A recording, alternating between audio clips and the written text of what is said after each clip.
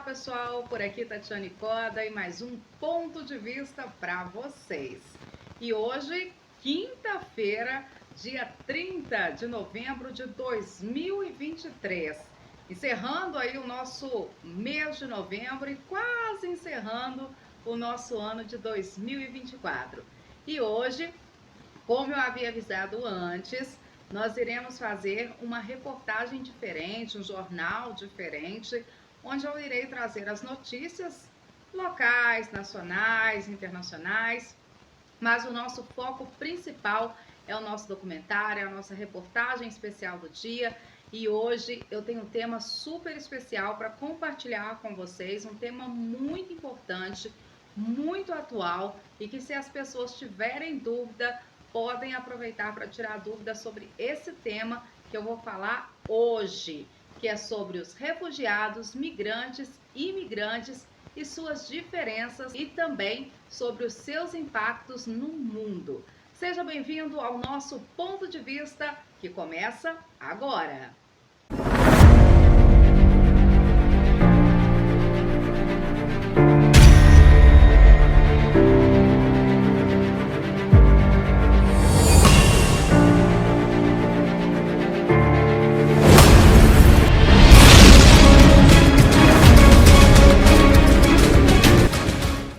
Para começar, vamos às nossas manchetes do dia. Alunos da rede municipal de Conselheiro Lafaiete farão testes visuais e receberão óculos gratuitamente. Prorrogado até o dia 1º/12 o edital de chamamento público para a Lei Paulo Gustavo.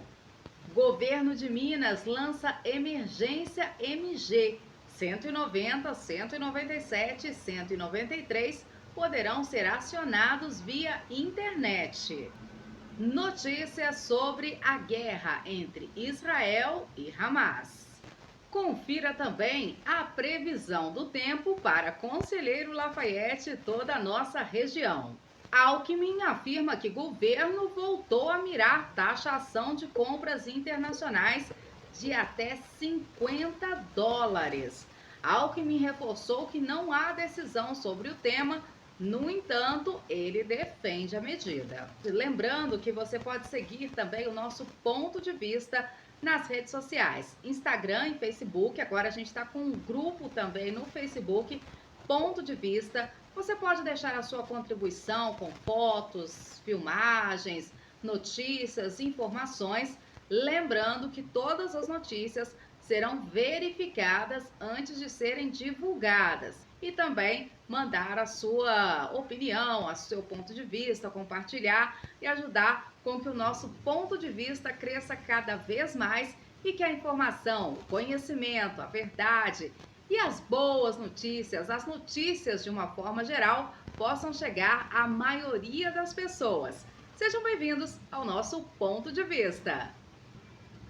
Alunos da rede municipal de Conselheiro Lafaiete farão testes visuais e receberão óculos gratuitamente. Olha que boa notícia! A Prefeitura de Conselheiro Lafaiete, por meio da Secretaria de Saúde, aderiu ao programa Miguelim do Governo do Estado, que visa a identificação e correção de problemas visuais dos alunos das escolas estaduais e também das escolas municipais. O projeto é uma parceria entre a Secretaria de Saúde e a Secretaria de Educação e será executada pela Fundação Olhos Dalma e Lions Clube de Lafaiete, no centro. O Lions Clube de Lafaiete Centro fará os testes visuais nas escolas e, sendo identificado qualquer alteração, o aluno será encaminhado à Fundação Olhos Dalma para o exame com o médico oftalmologista Dr. Luiz Flávio Vilela Júnior. E, se necessário, ele receberá os óculos gratuitamente. A faixa etária para ser atendida será de 5 até os 18 anos de idade, de forma a garantir a correção de erros de refração, possibilitando a melhor acuidade visual possível e assim permitir um melhor rendimento escolar. Gente, que notícia boa! Afinal de contas, nem todas as pessoas têm condições aí de adquirir um óculos, e isso principalmente para criança, para o adolescente é muito complicado. Por quê? Atrapalha no seu rendimento escolar, atrapalha na sua interação social. Então isso é muito importante. Há muitos anos atrás, aqui na cidade mesmo de Conselheiro Lafayette, havia um projeto parecido na escola. Isso aí em meados de 95, 96. Eu lembro-me bem que eu fui contemplada aí com um destes óculos aí que a prefeitura oferecia aos alunos que tinham problemas visuais. Então isso é muito importante e que realmente crianças e adolescentes que precisam possam ser contemplados. Uma bela iniciativa. Prorrogado até o dia 1º do 12, edital de chamamento público para a Lei Paulo Gustavo.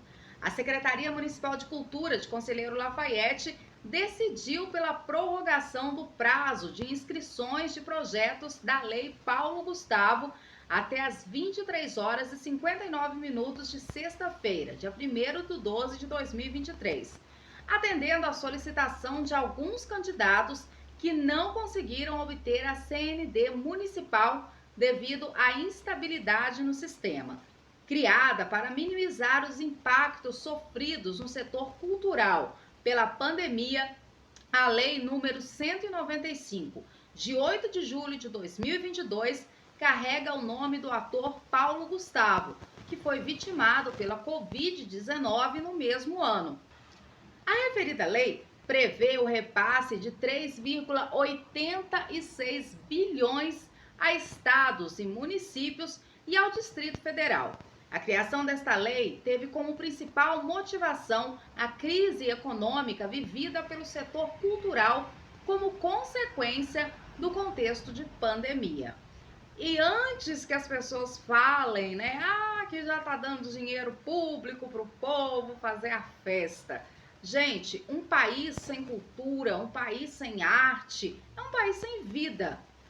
E só quem vive da arte, quem vive realmente desse setor, sabe o quanto que é realmente difícil para conseguir financiamento, para conseguir, por exemplo, colocar um teatro para funcionar, um circo. Quem é que nunca foi num circo? Pois é, o circo, ele é uma atividade cultural. Quanto que você acha que custa para bancar um circo?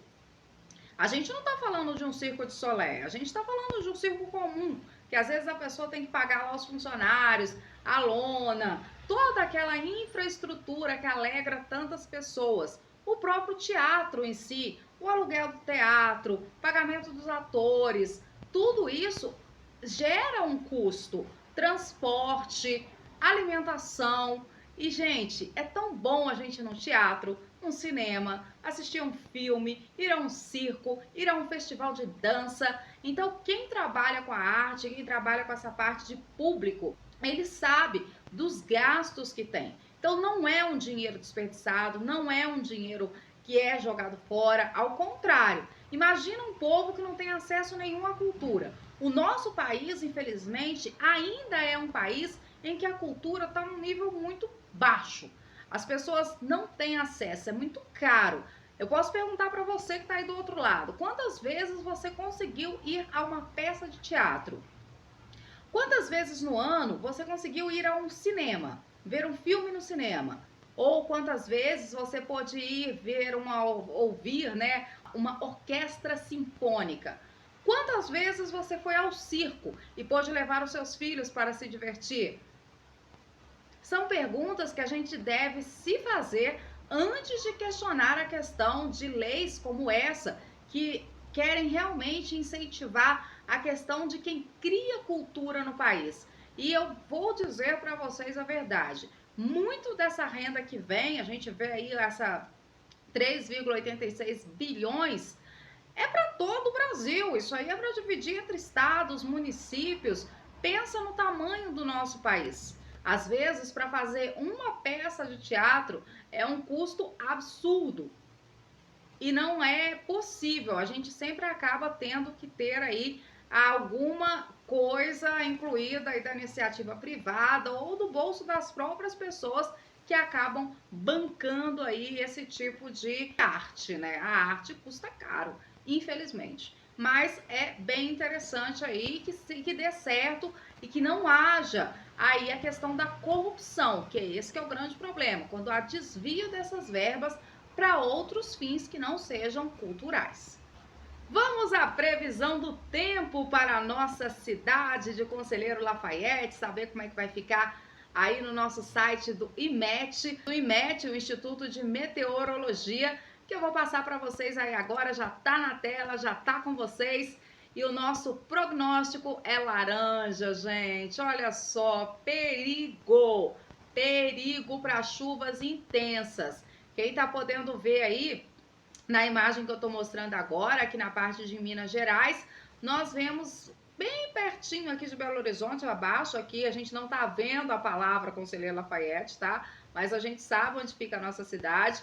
E aqui já tá dessa cor laranja, perigo. Significa que vem chuvas intensas para nossa cidade.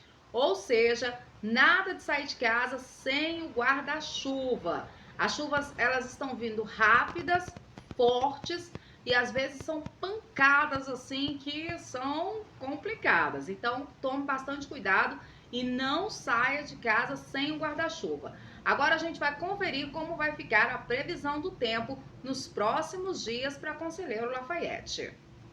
Então, hoje, quinta-feira, já está na tela aí para vocês. Nós teremos uma temperatura mínima de 19 graus, a temperatura máxima de 29 graus. De manhã haverá muitas nuvens com pancadas de chuva e trovoadas isoladas. À tarde, muitas nuvens também com pancada de chuva e trovoadas isoladas. E à noite vai haver também muitas nuvens, pancadas de chuva e trovoadas isoladas. Agora vamos ao nosso primeiro dia de dezembro, sexta-feira. Vai ter aí, gente, muitas nuvens, pancadas de chuva, trovoadas isoladas. A temperatura mínima vai a 21 graus e a máxima pode chegar até 26 graus. Nós teremos aí, então, uma sexta-feira com chuva. Claro que quando a gente fala chuvas isoladas, geralmente a chuva vai ser na cidade toda. No sabadão, que a galera gosta de curtir aí uma festinha, ainda mais que vai ser dia 2 de dezembro, né? O céu ainda vai estar aí com as chuvas. Gente, nós temos que agradecer essas chuvas. Claro que a gente não quer nenhuma pancada que possa aí ferir alguma pessoa, acabar com o imóvel, gerar danos. Isso aí é muito complicado, mas as chuvas, elas são extremamente necessárias. E no sábado vai chover também, pancada de chuva isolada, ou seja, pode acontecer de chover num lugar, mas no outro não chover. Vocês estão vendo aí que a temperatura mínima pode chegar a 21 graus e a máxima a 26 graus. Pelo menos a questão da temperatura tá bem equilibrada, né? Não tá aquele calorão ainda, aquela tal onda de calor que a gente vem anunciando para vocês que vai chegar mais uma. No domingo nós teremos muitas nuvens, muitas chuvas, trovoadas isoladas novamente. A temperatura mínima pode chegar a 20 graus, a máxima a 29 graus. Ou seja, até domingo o guarda-chuvas não deve sair da bolsa, para você não ficar todo molhado. Mas não fica triste não, porque pelo menos vai chover, mas não vai estar tão frio assim. Vai estar um clima ameno, tranquilinho, bem primaveril para vocês, com chuva, óbvio. Vamos às notícias de Minas Gerais. Governador de Minas lança emergência MG 190, 197 e 193 poderão ser acionados via internet. O governador Romeu Zema participou nesta quarta-feira, dia 29, do lançamento do programa Emergência MG. É um serviço de acionamento do 190, que é a Polícia Militar, o 197, que é a Polícia Civil, e o 193, que é o Corpo de Bombeiros Militar, e tudo isso via internet. O sistema ele já está em funcionamento na cidade de Lagoa Santa por um período de teste de 30 dias. E em breve ele deverá ser expandido para toda a região metropolitana de Belo Horizonte e para as demais cidades do estado, segundo o governador. que também disse que a segurança pública do Estado avança e fica cada vez melhor com essa nova funcionalidade. Por meio dessa ferramenta, temos a absoluta convicção de que daremos um passo muito grande para ampliar o acesso da população às forças de segurança. Por quê? Passaremos a ter um recurso de mensagem que pode ser enviada a qualquer ou de qualquer lugar. Boa notícia também para a gente aí cuidar da nossa segurança, né? Só tem que ter aí internet, né? Tem que ver como é que vai ficar essa questão aí. Se é um aplicativo que vai depender de internet, se não vai depender, como é que vai funcionar aí essa questão. Mas já está em vias de teste. Vamos falar um pouquinho de economia, né? Que é interessante para todo mundo, importante. E a notícia de agora, ela pode afetar todas as pessoas e já vem incomodando desde lá do início do ano. O governo voltou a mirar taxação de compras internacionais de até $50. Alckmin reforçou que não há decisão sobre o tema, no entanto, ele defende a medida. O vice-presidente Geraldo Alckmin, do PSB, afirmou terça-feira, dia 28, nessa última terça-feira, que o próximo passo do governo em relação ao imposto de importação é taxar as compras internacionais de até $50. Gente, isso daí tá dando o que falar, né? Complicado. Porque já tem muita gente reclamando de produto que fica preso na alfândega. Mas é uma faca de dois gumes. Daqui a pouquinho eu vou falar o porquê para vocês. Atualmente, as compras até este valor, elas estão isentas de impostos, desde que os varejistas internacionais eles tenham aderido à remessa conforme criação do próprio governo, mas que segue sendo alvo de críticas dos varejistas brasileiros. Ou seja, para quem às vezes vai criticar somente a questão do governo, isso aí é uma questão empresarial. Por exemplo, você vai pegar aí uma roupa que você vai comprar num site, eu não vou falar o nome do site, mas todo mundo sabe, que tem um custo bem menor. Essa roupa que vai vir lá do país X. Aí você compra, por exemplo, uma blusa, você pega uma blusa dessa, você vai comprar no site por R$30, por exemplo. Se você for num grande varejista, a gente sabe quem são as grandes varejistas do Brasil, e você vai comprar essa mesma blusa, você vai pagar R$80. Ou seja, a diferença de preço é gritante. Eu quero trazer uma pessoa que conheça muito de economia para falar sobre essa questão, mas eu fico pensando, para o povo brasileiro que não tem um grande poder de compra, como é que ele vai fazer? Ele vai comprar aí o que é mais barato ou ele vai comprar o que é mais caro só porque está dentro do seu país? É uma questão muito complicada. Ou o governo começa a abaixar os impostos para os varejistas brasileiros também, que eu acho importante, porque, claro, gera emprego, tá no Brasil, é brasileiro, importante, super legal. Mas é legal também a gente abrir a nossa economia para que outras pessoas possam vir, possam vender. E a gente tem aí no mundo inteiro esses sites internacionais.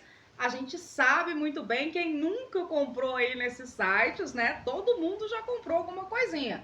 E são coisas com preços extraordinariamente baixos.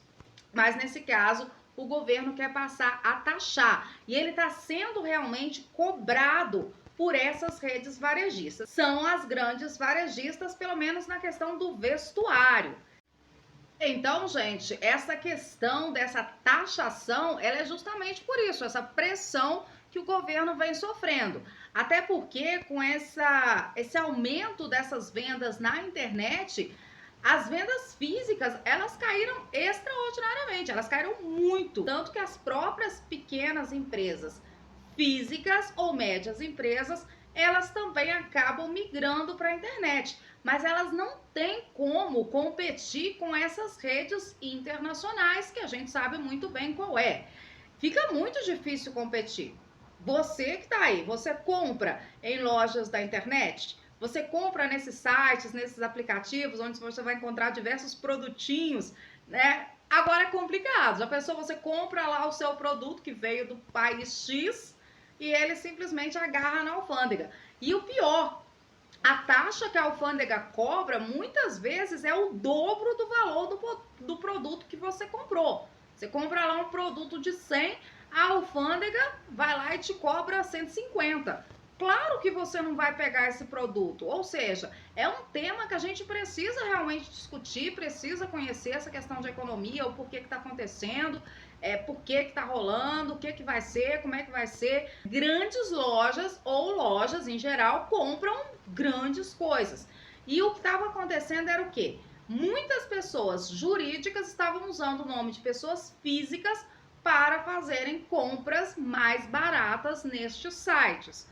Então, a verdade é que é uma confusão que está dando isso, e essa taxação tem uma forçação de barra aí também realmente dos varejistas brasileiros. É preciso que a gente estude mais um pouco sobre a economia antes de sair dando opinião na internet a olho aí e não saber o que está realmente acontecendo.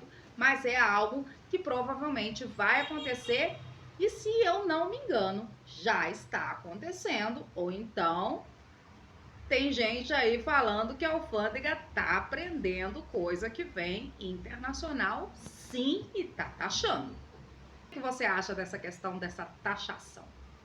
Agora vamos às nossas notícias internacionais. Benjamin Netanyahu diz que Israel voltará à guerra após libertação de reféns. O primeiro-ministro israelense Benjamin Netanyahu afirmou que Israel vai voltar à guerra para derrotar o Hamas após o fim do acordo para a libertação de reféns.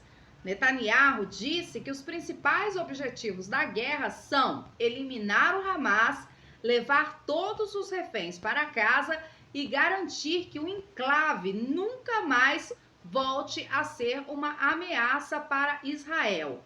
Na última semana, conseguimos um grande acerto, a recuperação de dezenas de reféns. Por sinal, no nosso último jornal, nós mostramos alguns vídeos dos reféns sendo libertados. Nós mostramos também o outro lado, né, dos presos que estavam presos lá em Israel, que eram palestinos e que foram soltos. Então nós mostramos aí os dois lados. Quem perdeu, vai lá no nosso canal, tá? Quem tá assistindo pelo canal do YouTube, pode ir nos outros vídeos que você vai encontrar. É bem interessante aí essa recepção, tanto dos reféns quanto dos que estavam presos em Israel. São dois lados da moeda.